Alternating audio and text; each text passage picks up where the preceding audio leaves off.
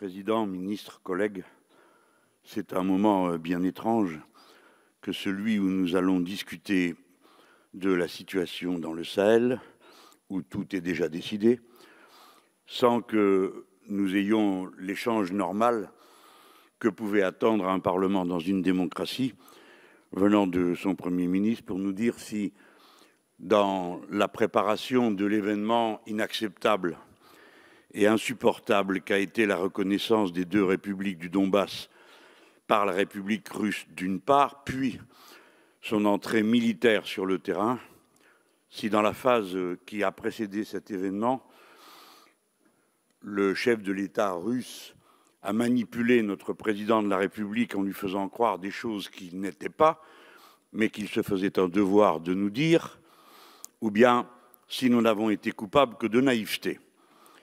En attendant, puisque nous n'aurons pas ce débat, cela nous a été confirmé tout à l'heure à la conférence des présidents ce matin. Voyons le moment où nous sommes. Je me suis exprimé à de nombreuses reprises au nom des Insoumis pour dire qu'une opération militaire, d'abord justifiée par des circonstances qui avaient obligé à une action soudaine. En effet, une colonne s'était mise en place qui comptait se diriger vers la capitale du Mali et les militaires français ont fait ce qu'ils avaient à faire conformément à l'accord de défense que nous avons avec ce pays et à la demande du gouvernement alors en place. Nous sommes intervenus et nous avons détruit la colonne d'invasion. À partir de là, nous nous sommes retrouvés au pied du mur traditionnel de ce type de situation.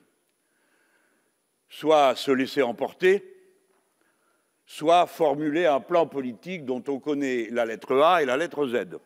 C'est-à-dire que l'on dit qu'après être intervenu, on se retirera si telle et telle condition sont réunies. Naturellement, ces conditions, ce n'est pas à nous de les fixer, nous ne sommes pas chez nous. Nous sommes au Mali, chez les Maliens.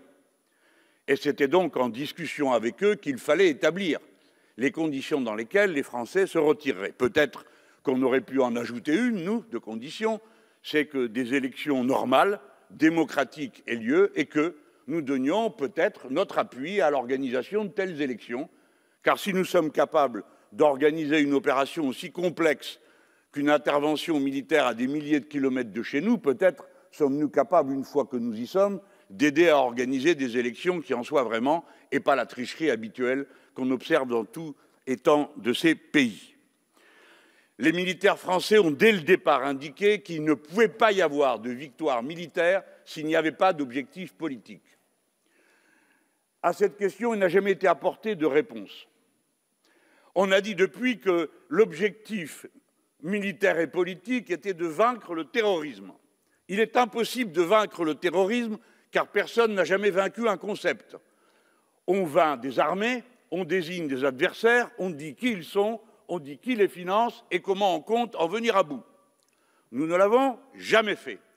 Si bien qu'une cohue confuse de djihadistes profitant de la situation, celle de l'effondrement de l'État malien, de trafiquants de cigarettes et de marchands de drogue, tout ça mis ensemble, ont conspiré continuellement et créé un désordre dont la France ne pouvait à aucun moment venir à bout si on n'utilisait pas les grands moyens qui sont ceux de la démocratie et du développement, ce que nous ne pouvions faire et n'avons pas fait.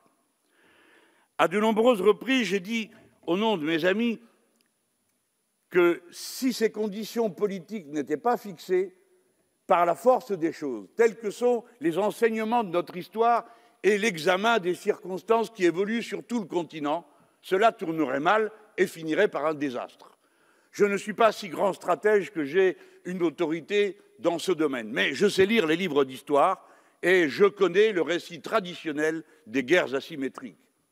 Car quand les États-Unis d'Amérique, après 20 ans de présence en Afghanistan, y avoir jeté un matériel considérable, dont la plus grosse bombe conventionnelle de l'histoire, partent comme ils sont partis d'Afghanistan, pourquoi voudriez-vous que nous ayons meilleur succès au Mali, compte tenu de l'adversaire que nous affrontions et qui est d'une nature idéologiquement tout à fait identique pour l'essentiel, mais très comparable quant aux méthodes de combat.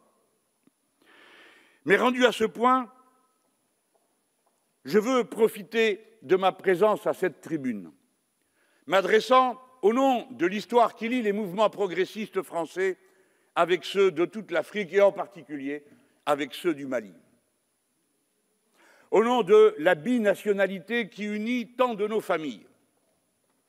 Rappeler à tous ceux qui peuvent m'entendre au Mali, et principalement ceux qui se disent mes amis, qu'il faut se souvenir de qui nous sommes et pourquoi nous sommes là et comment nous y avons été.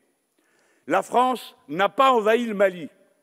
La France est venue au Mali à l'appel des autorités maliennes, sans être démentie à quelque moment que ce soit, par qui que ce soit, à part les djihadistes au moment où elle est intervenue. La France n'a pas occupé le Mali. Elle y a été présente, elle y est restée à la demande des gouvernements et des forces locales. Enfin, la France n'est complice d'aucune manière des deux coups d'État qui, à la vérité, l'ont pris complètement par surprise et on se demande comment c'est possible dans un pays où on a 5000 militaires. En tout cas, la France n'est complice d'aucune manière des deux coups d'État et donc d'aucune manière du report des élections dans 5 ans qui a été décidé par le pouvoir actuel de M. Goïta. La preuve, c'est que nous partons. Alors nous méritons, je veux vous le dire si vous m'écoutez, nous méritons d'être respectés. Le choix de nos armes, c'est vous qui l'avez fait.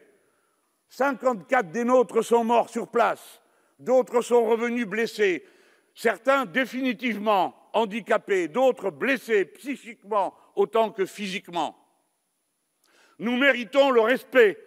Nous ne nous sommes imposés à aucun moment. Et s'il y a polémique entre nous, comme c'est normal à propos de politique, nous ne méritons que le respect. Et je veux le dire de toute la force de la famille politique que j'incarne et sans doute de tous nos bancs dans cette Assemblée. 54 tués, des blessés, des milliers de Maliens pris dans cette affaire. Et à présent, nous restons sans réponse. Nous savons combien ça nous a coûté. 9 ans de guerre, 8 milliards, 3 millions par jour. Qui arme, qui finance les djihadistes? Car si ça nous a coûté 9 milliards, combien ça leur a coûté à eux? Et qui l'a payé? Ce sont des questions que nous n'avons pas. Maintenant, voici qu'on a fait venir une troupe de mercenaires sanglants, qui est cette organisation Wagner. Puisque maintenant, dans toutes les guerres du monde, il devient habituel d'avoir recours à des mercenaires. La guerre, c'est en quelque sorte revenu à des situations qui étaient celles de l'ancien régime, des anciennes périodes. Wagner a fait le sale boulot qu'il a fait en Centrafrique. Et ceux qui se réjouissent d'avoir vu partir les Français doivent maintenant se demander s'ils sont heureux d'y voir Wagner à la place. Et je dis à mes amis maliens que Wagner au Mali, c'est quelque chose qui va coûter très cher aux Maliens. Dans leur vie, dans leurs habitudes, dans leur organisation, personne n'a rien à gagner à voir de telles bandes de voyous arriver sur un continent et s'interposer entre la volonté démocratique des peuples et sa mise en œuvre. Pardon, collègues, si je parle fort, mais quelle douleur pensant au Mali, lorsqu'après le discours du président Mitterrand à La Baule, on avait vu d'abord le général Amadou Touré mettre un terme à la dictature du parti unique qui avait cours alors, et qu'on avait vu arriver d'abord un civil, et puis ensuite, après une élection libre, quelqu'un que nous estimions au plus haut point, M. Alpha Oumar Konaré, être élu puis réélu dans des conditions démocratiques. Quelle douleur de voir qu'après 1991, 1992, nous voilà ramenés aux militaires putschistes, aux bandits, aux voyous, à ceux qui méprisent le peuple et qui en plus pensent nous insulter et que d'une façon ou d'une autre, nous puissions nous sentir coupables. Nous ne le sommes pas. Et il n'y aura pas sur ces bancs qui que ce soit pour donner raison aux insultes qui sont faites contre notre patrie. Nous sommes prêts à changer nos méthodes dans la relation normale qui est celle des Français lorsqu'ils discutent entre eux et qu'ils ne sont pas d'accord. Nous ne sommes pas d'accord avec le gouvernement, nous ne sommes pas d'accord avec le président de la République, mais pour autant, nous n'acceptons pas qu'on expulse notre ambassadeur, ni qu'on nous demande de partir dans de telles conditions, sans nous donner d'abord les garanties que nous pourrons le faire dans les meilleures conditions de sécurité. Car dorénavant, les nôtres seront aux avant-postes pour démonter ce qui a été monté, avec l'accord du gouvernement malien. Et je demande que le peuple malien prenne sous sa protection les soldats, femmes et hommes français qui devront remballer et partir, et qu'ils ne soient pas traités comme des ennemis, car la France n'est pas ennemie du peuple malien, et il n'y a aucun Français sur quelque banc que ce soit qui ait envie d'avoir une animosité à l'égard du peuple malien. Tout cela doit être dit avec force au moment même où c'est si douloureux d'en parler, compte tenu du fait que nous savons qu'il s'agit d'un échec. J'aurais bien d'autres choses à dire, j'ai épuisé mon temps. J'espère avoir été utile à notre pays et à l'amitié qui nous unit aux Maliens en ayant tenu les propos que j'ai tenus. Merci, monsieur le député. La parole est à monsieur Jean-Paul Lecoq pour la Gauche démocrate et républicaine et pour 10 minutes.